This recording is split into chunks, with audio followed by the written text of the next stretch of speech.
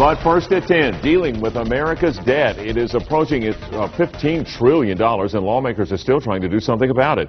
But there is a deadline looming, and if they miss it, it's going to hit America hard. KTHV's Matt Berman today reached out to our representatives in Washington, D.C., and I'm fascinated by this. What are they doing? Well, Craig, it's something that we could all see coming for some time now. Of course, the question remains, what type of cuts are we talking about? And will we see the same type of showdown that we saw this past summer, working up to the last minute to make a deal? Well, okay, let's discuss the so-called super committee here. This is who sits on it. What is their responsibility? Well, the super committee is made up of both Republicans and Democrats, 6 Republicans and 6 Democrats, no one from Arkansas. But these lawmakers have to find over $1 trillion in cuts by the end of the year, so the full House and Senate can approve it. The deadline to find these cuts is 3 weeks from today. A committee of 12, the same as a jury, deciding the fate of the nation.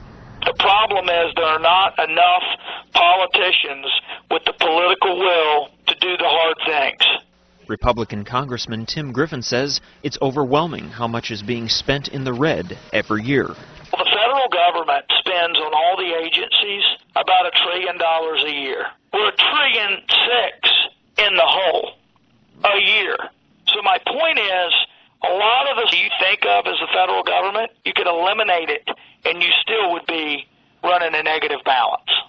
Democrat Mike Ross joined a group of 100 representatives on Wednesday, both Republicans and Democrats, petitioning the super committee to find even more cuts than the law requires. If they're not able to find at least $1.2 trillion in savings, then there will be automatic $1.2 trillion in cuts across the board. So either way, we're going to have at least $2 trillion in spending cuts this year. U.S. Senator Mark Pryor says those automatic cuts across the board will impact Arkansas in many ways. You would see programs like Head Start be cut. You would see money for Little Rock Air Force Base be cut. I mean, these would be across the board, probably about a 10% cut. All government programs, including Medicare and Social Security, are under review, and the super committee is tight-lipped on it all. They're behind closed doors, and they're saying very little, so we don't know what really they're going to do or what really is on the table.